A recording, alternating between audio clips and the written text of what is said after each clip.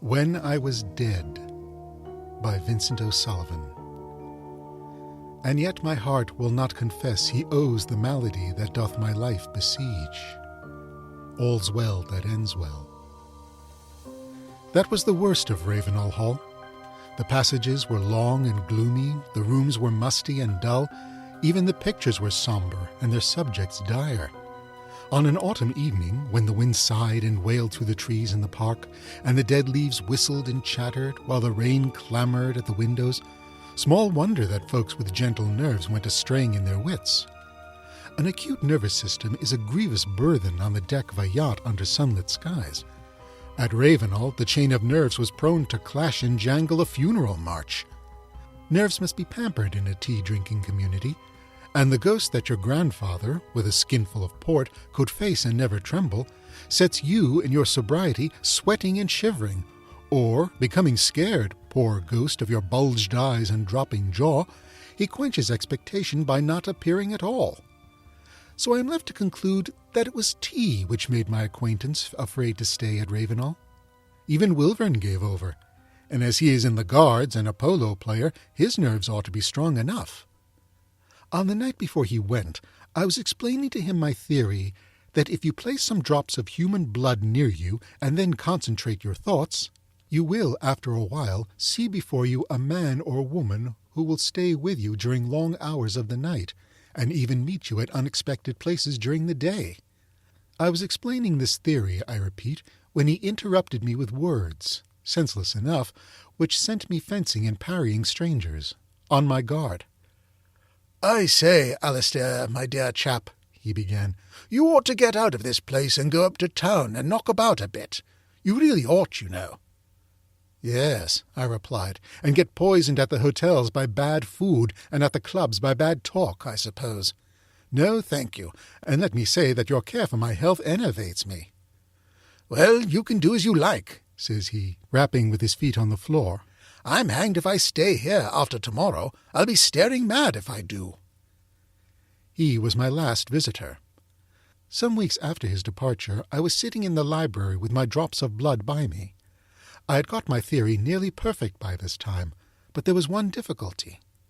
The figure which I had ever before me was the figure of an old woman with her hair divided in the middle, and her hair fell to her shoulders, white on one side and black on the other.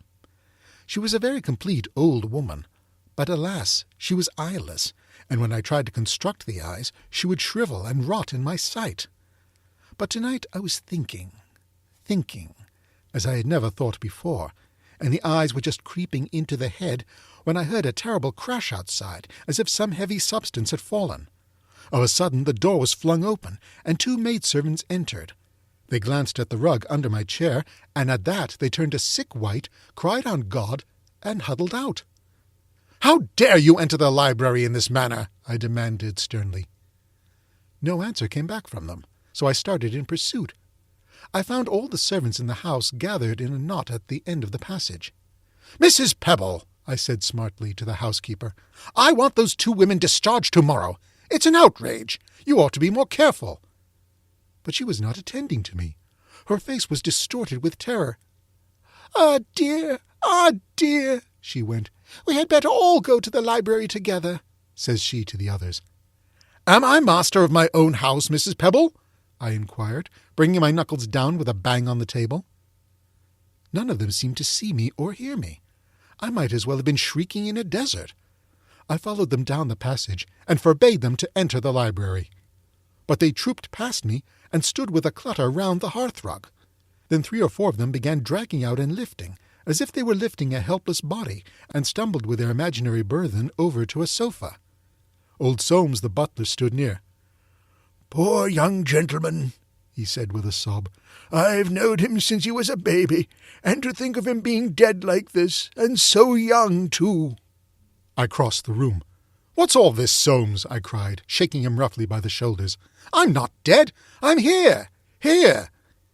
As he did not stir, I got a little scared. "Soames, old friend," I called, "don't you know me? Don't you know the little boy you used to play with? Say I'm not dead, Soames. Please, Soames." He stooped down and kissed the sofa. "I think one of the men ought to ride over to the village for the doctor, Mr. Soames," said Mrs. Pebble, and he shuffled out to give the order. Now this doctor was an ignorant dog, whom I had been forced to exclude from the house because he went about proclaiming his belief in a saving God, at the same time that he proclaimed himself a man of science. He, I was resolved, should never cross my threshold, and I followed Mrs. Pebble through the house, screaming out prohibition. But I did not catch even a groan from her, not a nod of the head, nor a cast of the eye, to show that she had heard. I met the doctor at the door of the library.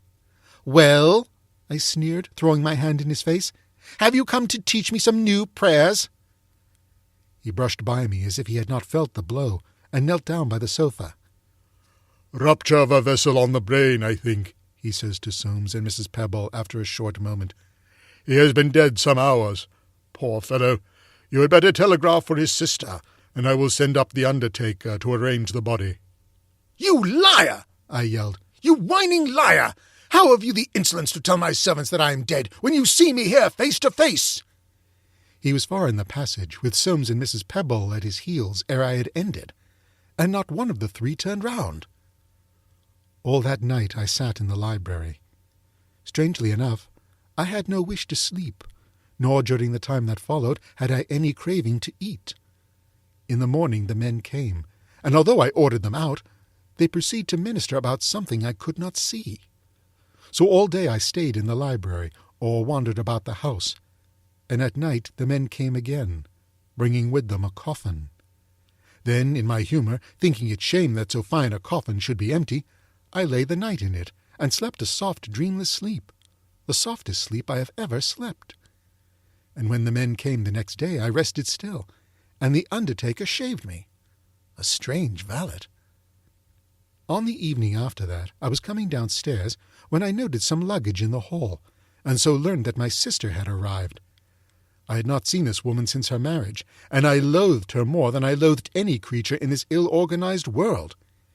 She was very beautiful, I think, tall and dark and straight as a ramrod, and she had an unruly passion for scandal and dress. I suppose the reason I disliked her so intensely was that she had a habit of making one aware of her presence when she was several yards off. At 9:30, my sister came down to the library in a very charming wrap, and I soon found that she was as insensible to my presence as the others. I trembled with rage to see her kneel down by the coffin, my coffin, but when she bent over to kiss the pillow, I threw away control. A knife which had been used to cut string was lying upon a table. I seized it and drove it into her neck. She fled from the room, screaming. "Come, come," she cried, her voice quivering with anguish. "The corpse is bleeding from the nose." Then I cursed her. On the evening of the third day, there was a heavy fall of snow. About 11:00, I observed that the house was filled with blacks and mutes and folk of the county, who came for the obsequies. I went into the library and sat still, and waited. Soon came the men, and they closed the lid of the coffin and bore it out on their shoulders. And yet I sat, feeling rather sadly that something of mine had been taken away. I could not quite think what.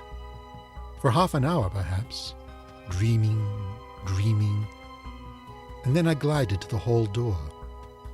There was no trace left of the funeral, but after a while I sighted a black thread winding slowly across the white plain. "I'm not dead," I moaned, and rubbed my face in the pure snow and tossed it on my neck and hair. "Sweet God, I am not dead!" End of When I Was Dead by Vincent O'Sullivan.